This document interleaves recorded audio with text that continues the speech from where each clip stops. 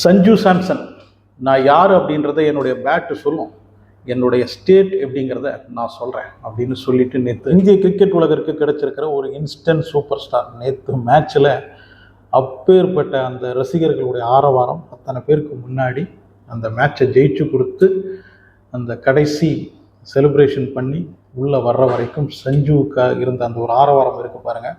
அதில் முடிவாயிடுச்சு இந்தியாவுடைய அடுத்த கிரிக்கெட் சூப்பர் ஸ்டார் யார் அப்படின்றது. Make way, please. Don't disturb Teta. Don't disturb Teta. உங்ககிட்ட உண்மையான டேலண்ட் இருந்ததுன்னா இந்த உலகம் உன்னை எவ்வளவுதான் அவமதிச்சாலும் ஒரு நாள் இல்லை ஒரு நாள் உன்னுடைய அந்த திறமை உலகத்துக்கு கண்டிப்பாக தெரிஞ்சே ஆகும் அப்படின்றதை உணர்த்தும் விதமாக இருந்தது சஞ்சுவுடைய அந்த இன்னிங்ஸ். நேற்று விளையாடின அந்த ரெக்கார்ட் பிரேக்கிங் இன்னிங்ஸ் இந்திய கிரிக்கெட் ஃபேன்ஸுக்கு இப்போ கிடைச்சிருக்கிற ஒரு இன்ஸ்டன்ட் சூப்பர் ஸ்டார்.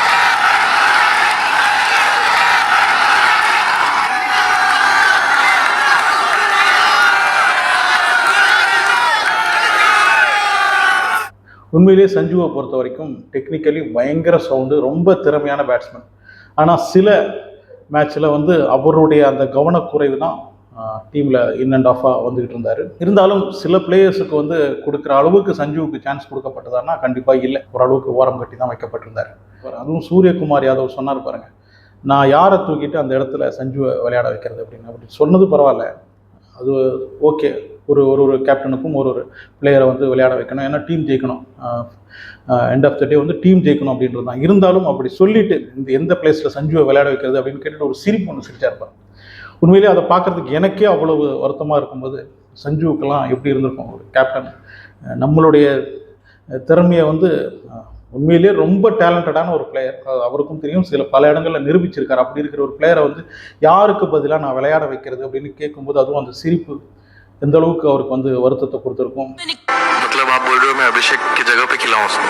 नहीं नंबर मे बी तो मतलब तिलक की जगह खिलाऊं. அந்த ஒரு விஷயத்தை நினச்சி எந்த அளவுக்கு ஃபீல் பண்ணியிருப்பாரு அப்படின்னு தெரியும். நாம் அப்படி செஞ்சிருக்க கூடாது அப்படின்றது சூரியகுமார் யாதவுக்கும் புரிஞ்சிருக்குது. அதனால தான் மேட்ச் முடிஞ்சு வந்த உடனே தொப்பியை கட்டி அவருக்கு ஒரு வணக்கத்தை வச்சார்.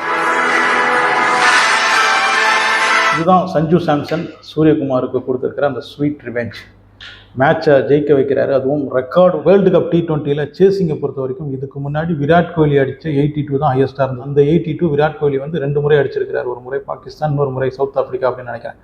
ஸோ அந்த ரெக்கார்டை தான் சஞ்சு நேற்று பிரேக் பண்ணியிருக்காரு. 97 செட்டிங்கில் சுரேஷ் ரெய்னா 101 ரன் அடிச்சிருக்கிறாரு. அதுக்கப்புறம் ரோஹித் சர்மா கூட இருக்காருன்னு நினைக்கிறேன். ஆனால் சேசிங்கை பொறுத்த வரைக்கும் சஞ்சு தான் இப்போதைக்கு அந்த ஒரு ரெக்கார்டை பண்ணியிருக்கிறார். 97 ரன்ஸ், நாட் அவுட், ஓப்பனிங் இறங்கி லாஸ்ட் வரைக்கும் மேட்சை ஃபுல்லாக விளையாடி கொடுத்து தன்னை நிரூபிச்சுட்டு வெளில வந்திருக்கிறார். ஓப்பனிங் இறங்கி மேட்சை நான் ஜெயிச்சு கொடுத்துட்டு தான் வருவேன் அப்படின்ற ஒரு தீர்மானம் சஞ்சு சாம்சன் 50 அடிக்கும் போதே அது நமக்கு தெரிஞ்சது. தினேஷ் கார்த்திக்கும் அதை கரெக்டாக சொல்லியிருப்பார். 50 அடித்ததுக்கப்புறமும் சஞ்சு எந்த பாலை விளையாடணுமோ அந்த பாலை மட்டும்தான் விளையாடினார். எந்த பால் டிஃபெண்ட் பண்ணணுமோ அந்த பாலை டிஃபெண்ட் பண்ணி ரொம்ப நிதானமாக அடிக்க வேண்டிய பாலை மட்டும் அடித்தார். ஆனால் அந்த அடி இடி மாதிரி இருந்தது.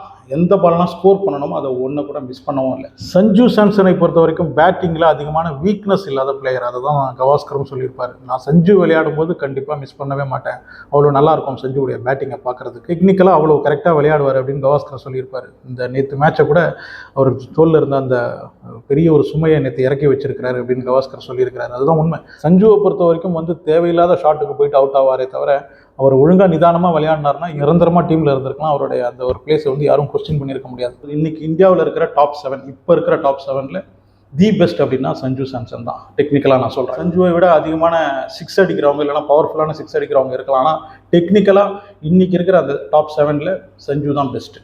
அப்புறம் சஞ்சுவோடைய அந்த செலிப்ரேஷன், கேரளானா என்ன, எங்கள் கேரளா எப்படி அப்படின்றது அந்த செலிப்ரேஷனில் தெரியும். ஃபஸ்ட்டு ஒரு கடவுளுக்கு, அடுத்தது ஒரு கடவுளுக்கு, மூன்றாவது ஒரு கடவுளுக்கு, மூன்றும் ஒரு மதத்தைச் சேர்ந்த கடவுளுக்கு. பார்த்துருப்பீங்களா அந்த செலிப்ரேஷனை பாருங்கள்.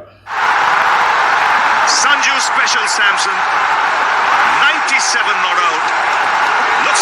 இதுதான் உண்மையான கேரளா ஸ்டோரி. நீங்கள் சொல்கிறதெல்லாம் கேரளா ஸ்டோரி கிடையாது அப்படின்றத அந்த மேட்ச் முடிஞ்சதுக்கப்புறம் என்னுடைய ஸ்டேட் என்னன்றதை நான் சொல்கிறேன் அப்படின்னு அந்த செலிப்ரேஷனில் காட்டியிருக்கேன். அப்புறம் சிஎஸ்கே ஃபேன்ஸுடைய அந்த ஒரு கேள்வி, ஜடேஜாவையும் சாம் கரனையும் கொடுத்துட்டு சஞ்சு சாம்சனை எடுக்க வேண்டிய அவசியம் என்ன, அந்த அளவுக்கு சஞ்சு சாம்சன் ஒர்த்தா அப்படின்லாம் கேட்டவங்களுக்கு நேற்று இன்னிங்ஸ் சொல்லியிருக்கோம்.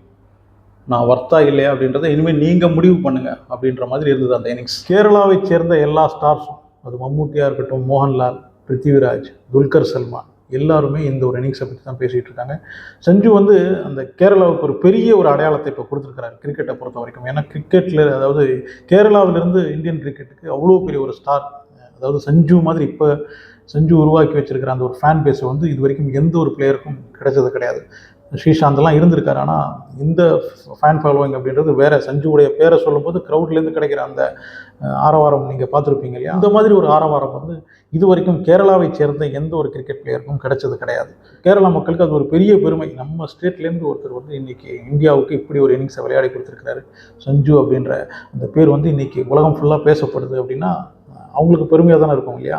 கேரளாவை பற்றி ஒரு படம் ஒன்று வருது, அது அவ்வளோ மோசமாக சித்தரிக்கும் போது கேரளாலாம் அப்படி கிடையாதுப்பா, அந்த செலிப்ரேஷனை பாரு, எப்படி எல்லா கடவுளையும் ஒன்றா வழிபடுறாரு அப்படின்றதெல்லாம் பெரிய ஒரு விஷயம். அதாவது கேரளாவுக்கு ஒரு உண்மையான ரெப்ரசன்டேட்டிவாக சஞ்சு இருந்திருக்கிறாங்க. சாதாரணமாக இந்த நியூஸ்லலாம் வந்து யூபியை சேர்ந்தவங்க, பீகாரை சேர்ந்தவங்க அப்படின்னு பிளேயருடைய அந்த ஸ்டேட்டை போட மாட்டாங்க.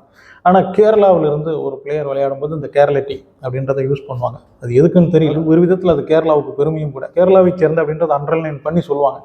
அது கேரளாவுக்கு ஒரு பெருமையும் கூட. கேரளாவை பொறுத்த வரைக்கும் ரொம்ப நல்ல விஷயமாக தான் இது வரைக்கும் பேசிக்கிட்டு இருந்தாங்க. இந்த கேரளா ஸ்டோரி படத்தை தவிர அந்த ஒரு செலிப்ரேஷன் மூலமாக நாங்கள்லாம் அப்படி கிடையாது அப்படின்றத உணர்த்திட்டார். இதில் நம்ம சிஎஸ் அமுதன் இருக்கார் பாருங்கள், அவர் தான் அந்த தமிழ் படம்லாம் எடுத்த டைரக்டர். அவர் தான் வந்து இதுதான் உண்மையான கேரளா ஸ்டோரி அப்படின்னு சொல்லியிருக்கிறார். இதுதான் நீங்கள் சொல்கிற ஒரு கேரளா காட்டுறீங்க பாருங்கள் உங்களுடைய சில பிரபகண்டா படத்தில், அது இல்லை கேரளா, இதுதான் கேரளா. சஞ்சு அந்த செலிப்ரேஷன் பண்ணார் பாருங்கள், அதுதான் கேரளா அப்படின்றத அவரும் சொல்லியிருக்கிறாரு. அதுதான் உண்மை. அதை காட்டுறதுக்காக தான் அந்த ஒரு செலிப்ரேஷனு சஞ்சுவும் செஞ்சுருப்பார். எங்கள் ஊரில் மதத்தை வச்சுலாம் நீங்கள் அரசியல் பண்ண முடியாது, இங்கே என்னுடைய சக்ஸஸ்க்கு கூட அந்த 3 கடவுளும் தான் காரணம் அப்படின்ற அந்த ஒரு விஷயத்தை அந்த செலிப்ரேஷனில் காட்டியிருப்பார். எம்எஸ் தோனி, விராட் கோலி, ரோஹித் சர்மா இந்த 3 சூப்பர் ஸ்டார் போனதுக்கப்புறம் இந்தியன் டீமை பொறுத்த வரைக்கும் இப்போது எல்லாருக்கும் ரசிகர்கள் இருக்காங்களே தவிர ஒரு ஸ்டார் வேல்யூ எந்த ஒரு பிளேயருக்கும் இல்லை. ஆனால் நேற்று அந்த இன்னிங்ஸ் வந்து இன்ஸ்டண்ட்டாக சஞ்சு சாம்சனை சூப்பர் ஸ்டார் ஆக்கியிருக்கு. பயங்கரமான ஃபேன்ஸ், அதுவும் கொல்கத்தாவில் அப்படி ஒரு க்ரௌடுக்கு முன்னாடி இப்படி ஒரு மேட்சை விளையாடி ஜெயிச்சு கொடுக்குறது, அந்த அத்தனை பேருடைய சப்போர்ட்டும் கிடைக்கிறது அப்படின்றது வந்து பார்க்குற எல்லாருக்குமே புல்லரிச்சு போயிருக்கும். ஏன்னா அப்படி ஒரு க்ரௌடு, அப்படி ஒரு ரசிகர்கள் எதிர்பார்ப்பு. இந்த மேட்சை ஜெயிச்சாவனும் கிட்டத்தட்ட ஒரு குவார்டர் ஃபைனல்ஸ் மாதிரியான ஒரு மேட்சை தோற்றா அவ்வளோதான். அந்த மாதிரி ஒரு மேட்ச்சில் ஒரு எண்டில் விக்கெட் போய்கிட்டு இருக்கு, ஒருத்தர் நின்று அந்த மேட்சை ஜெயிச்சு கொடுக்குறாரு. அப்படின்னும்போது அவருக்கு இருக்கிற அந்த சப்போர்ட், அத்தனை பேருடைய சப்போர்ட். நேற்று மேட்ச் வேறு சண்டே அப்படின்னும் போது எல்லாருமே பார்த்துருக்குறாங்க, ரொம்ப முக்கியமான மேட்ச்சு. அந்த மேட்ச்சில் ரெக்கார்டெல்லாம் வேறு பிரேக் பண்ணுறாரு. அப்பேற்பட்ட ஒரு மேட்ச்சில் வந்து டீம்லேருந்து கொஞ்ச நாள் அதிகமாக டீம் சப்போர்ட்லாம் கிடைக்காத விலக்கி வைக்கப்பட்ட ஒரு பிளேயர் வந்து விளையாடி நான் யார் அப்படின்னு காட்டும்போது அவரை தவிர வேறு யார் சூப்பர் ஸ்டார் ஆகுறதில்ல. ஏற்கனவே நமக்கெல்லாம் தெரியும், டீமை வந்து அனௌன்ஸ் பண்ணும்போது சஞ்சுவோடைய பேரை சொல்லும்போது அந்த க்ரௌடுக்கிட்டேருந்து வர்ற அந்த ஒரு கிளாப்ஸ், அந்த ஆரவாரம் அப்படின்றது தனி. ஸோ இப்போது நேற்று மேட்ச்லேருந்து அது இன்னும் டபுள் ஆகிருக்கும். சஞ்சுவுக்கான ஃபேன்ஸ் வந்து பெரிய லெவலில் கூடியிருப்பாங்க. சஞ்சு சாம்சன் வந்து இந்தியன் டீமில் நிரந்தரமான ஒரு பிளேயராக நேற்று மேட்ச்சில் காட்டிட்டார். இனிமேல் என்ன நீங்கள் டீமில் கண்டிப்பாக வச்சு தான் ஆகணும். நான் என்னுடைய பேட்டில் உங்களுக்கு பதிலை சொல்லியாச்சு. இதுக்கு மேலேயும் என்னை பார்த்து அவரை அந்த பிளேஸில் இறக்க முடியுமா, அவர் வந்து டீமில் தேவையா அப்படின்ற அந்த சிரிப்புலாம் இனிமேல் இருக்கக்கூடாது. நான் யாருன்றதை காட்டிட்டேன். உங்களுடைய கருத்தை வந்து கமெண்டில் வந்து சொல்லுங்கள். அன்னசுடன் சேனலை சப்ஸ்கிரைப் பண்ணி வச்சுக்கோங்க. தொடர்ந்து இந்த சேனலை சப்போர்ட் பண்ணுங்கள்.